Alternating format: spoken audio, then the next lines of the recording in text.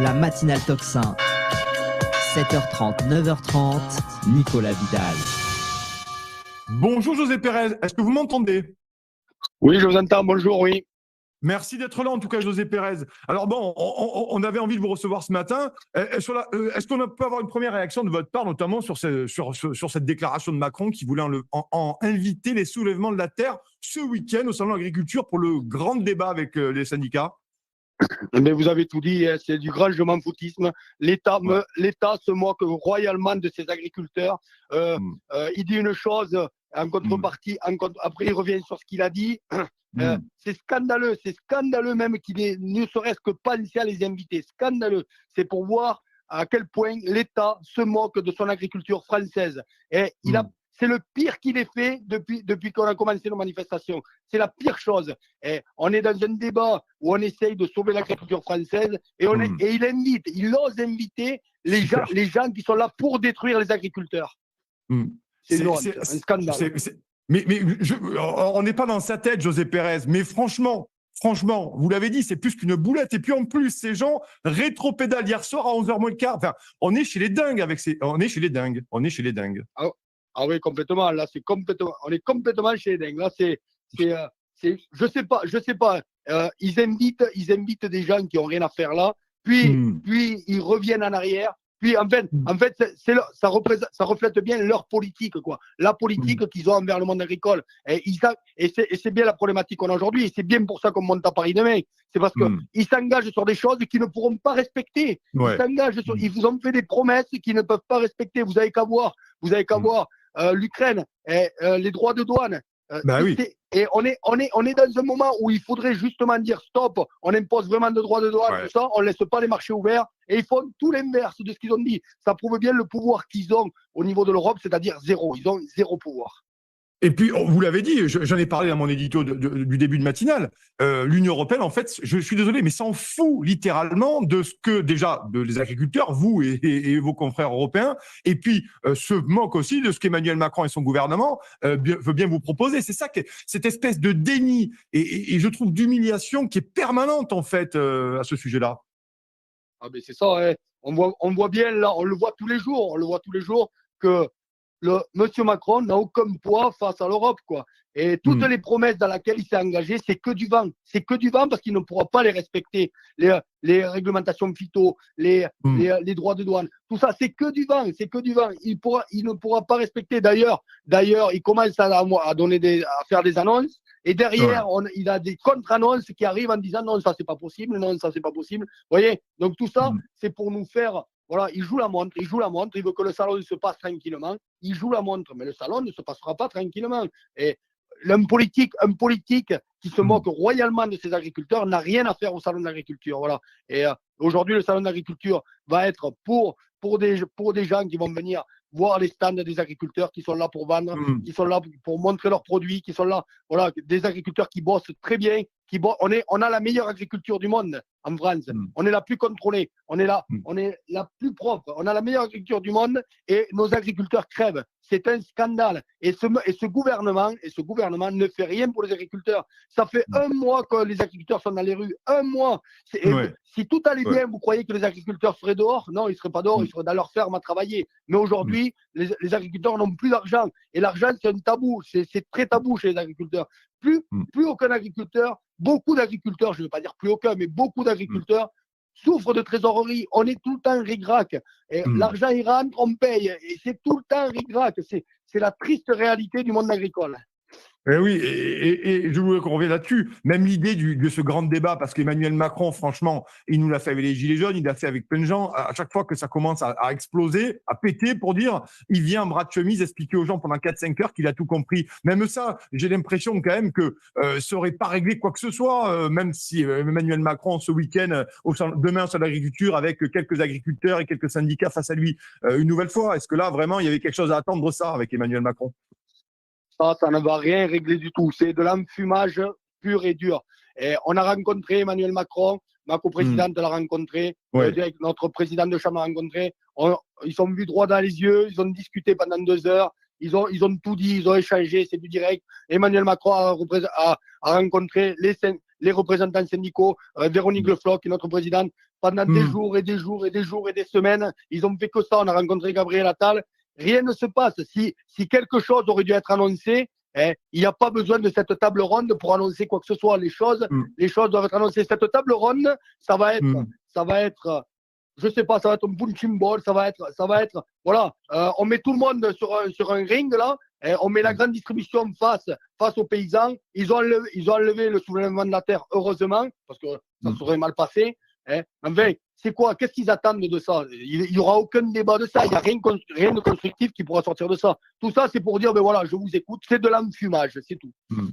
Et c'est un peu l'impression qu'on a en suivant les déclarations d'Attal. Il nous avait fait sa première déclaration sur une meule de foin, souvenez-vous, je suis sûr que ça vous a pas échappé. On voit bien qu'ils temporisent dans les déclarations, dans les annonces qu'ils font auprès des agriculteurs, auprès de nombreuses filières. On voit bien que le compte n'y est pas et que finalement, le vrai sujet, vous l'avez très bien dit, José Pérez, n'est jamais abordé. Ces gens se contorsionnent, se contournent, essaient toujours d'éviter le problème. Mais à un moment donné, ça passe plus. J'ai l'impression que là, finalement, il y a beaucoup d'agriculteurs aussi. Est-ce que vous pensez, José Pérez, que pas mal de vos collègues aussi avaient quelques espoirs et aujourd'hui se rendent compte que finalement le gouvernement n'apportera pas les réponses et ne peut-être pas sauver l'agriculture aussi, parce qu'il faut se poser la question. Je pense qu'elle est légitime, cette question. Non, mais vous avez complètement raison. Nous, quand on est monté à Paris, j'ai des agriculteurs, on est monté très nombreux à Paris. Notre manifestation a été d'ampleur, mais partout en France, c'est la manifestation d'ampleur. Les agriculteurs avaient vraiment espoir, là. Ils croyaient vraiment en quelque chose, là. Ils disaient, c'est maintenant ça va bouger, on le sent. Et finalement, aujourd'hui, on commence à se dire, mais je sais pas, il y aura peut-être rien. Vous voyez, il y aura peut-être rien. On repart sur nos fermes comme on a commencé il y a un mois, lors des manifestations. Moi, j'ai des collègues qui sont montés avec moi à Paris, qui ont fait une tentative de suicide. Ils ont passé, heureusement, ils ont réussi à s'en sortir après 2 jours de coma.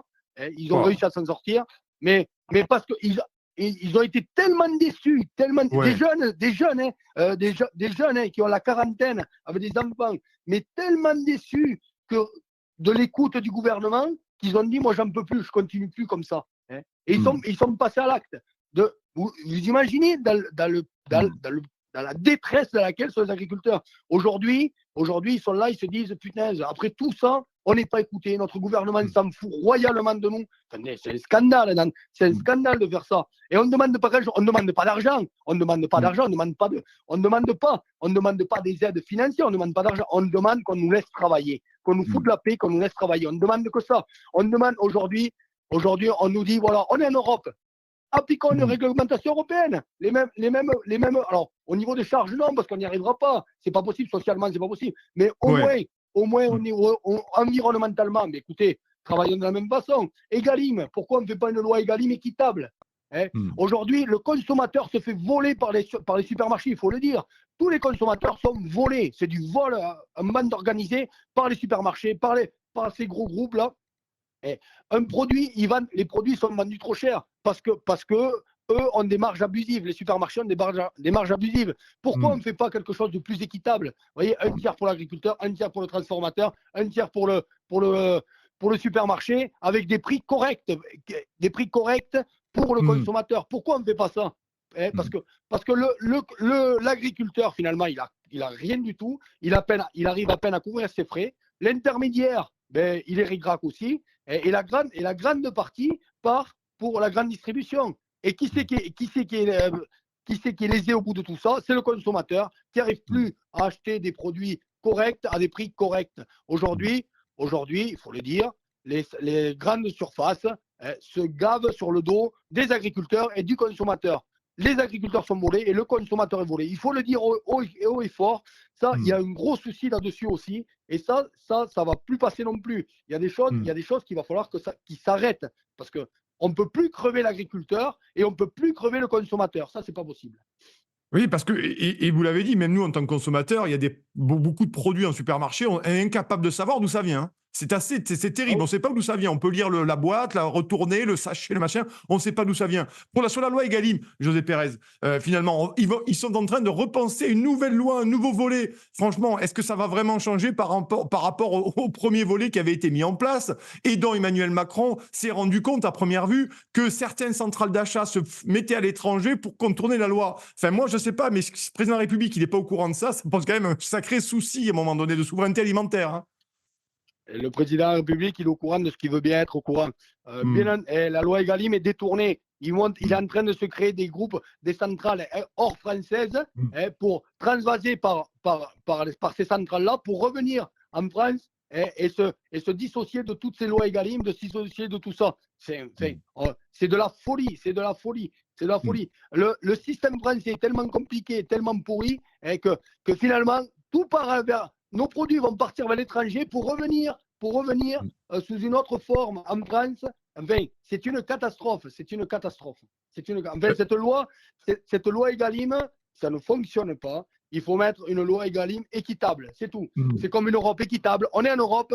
Faisons une Europe équitable. On a voulu que l'Europe soit équitable. Pourquoi en France, on est toujours plus blanc que blanc? Pourquoi en France, on a toujours plus de normes que partout ailleurs? Enfin, c'est pas possible. C'est pas possible. Si on veut, parce qu'en France, on a une déproduction totale. Il faut le savoir. Les agriculteurs aujourd'hui se disent qu'est-ce que je vais semer sur mes terres demain? Je vais semer ça. Je sais déjà que je vais perdre de l'argent. Mais on est agriculteur, on dit bon, nos terres, on les laisse pas ça les semer. Alors qu'on sait, les céréaliers savent déjà qu'à la fin de l'année, ils vont perdre de l'argent. Mais bon, c'est fou parce que l'ouverture de l'Ukraine à des exportations européennes, sans droit de douane, et bien il y a déjà du maïs, des milliers de tonnes qui arrivent de maïs d'Ukraine, et le cours du maïs français s'est cassé la gueule. Donc, ils savent déjà qu'ils vont travailler à perte. C'est une catastrophe. C'est une catastrophe. Comment on peut vivre comme ça? Comment on peut continuer à travailler comme ça? C'est insupportable. Les agriculteurs sont à bout. Ils travaillent comme des fous et ils n'ont aucune visibilité. Ils sont endettés et les problèmes de trésorerie sont récurrents. Aujourd'hui, personne n'en parle trop de ces problèmes de trésorerie parce que l'agriculteur est fier et l'argent, on n'en parle jamais des problèmes d'argent. Mais il faut savoir qu'une grande partie des gens ont des gros soucis de trésorerie. Si tout allait bien, les agriculteurs ne seraient pas dans les rues. Oui, c'est ça aussi, effectivement, ces problèmes de trésorerie, et puis être pas entendu par l'État, parce que sur cette question de l'exemption des droits de douane ukrainiens, ça a été voté mercredi. À un moment donné, j'ai pas eu l'impression qu'il y a une réaction du gouvernement à ce sujet, parce que vous l'avez dit, c'est quand même assez central. Et je crois aussi, vous allez me le dire, José Pérez, j'ai quand même l'impression que beaucoup d'agriculteurs aujourd'hui s'en étaient rendus compte, mais aujourd'hui se rendent vraiment compte, finalement, que c'est un jeu dans lequel ils ne peuvent jamais gagner. Notre agriculture ne peut pas gagner, ne peut que mourir. Et j'ai l'impression, j'ai vu de plus en plus de drapeaux européens dans plusieurs villes, parce qu'il y a beaucoup de mobilisations. Ce matin à Nîmes, ça pète fort en ce moment à Nîmes. Il y a finalement, les agriculteurs s'en rendent compte maintenant que véritablement, ils peuvent plus rien faire. Ils ont les yeux bandés, les mains attachées, ils prennent des paires de bouffe. Désolé de la trivialité, hein. Mais non, mais c'est ça, vous avez parfaitement raison. La France ne peut rien faire. Macron n'a aucun pouvoir. Notre président de la République n'a aucun pouvoir. C'est une marionnette qui dit des choses, mais qui ne peut pas les appliquer. Voilà. Aujourd'hui, c'est l'Europe qui décide. Voilà. C'est l'Europe qui nous gouverne. On se rend bien compte que nous sommes une monnaie d'échange, que l'agriculture française est une monnaie d'échange, que pour vendre des armes, pour vendre des choses dans d'autres pays, eh bien on fait rentrer de la bouffe d'ailleurs, puisqu'ils en ont, et nous, et l'État crève les paysans français. C'est comme ça. Nous sommes une monnaie d'échange. Et donc, ça veut dire qu'ils ne veulent pas d'agriculture française, et ils vont nous crever à petit feu. Parce qu'ils n'ont pas besoin de nous, ils n'ont pas besoin des agriculteurs français. Parce que à un moment donné, tout va être importé de partout, et plus personne ne dira rien, puisque chez nous, on ne produira plus rien. Je vous le dis, on est en déproduction totale. Aujourd'hui, tout le monde, on arrête les productions de légumes. On arrête parce que ça coûte trop cher, parce qu'on n'arrive pas à vendre, parce qu'on n'a pas de main-d'œuvre, parce qu'on est concurrencé par tous les autres pays, partout. Les céréales, tout le monde diminue.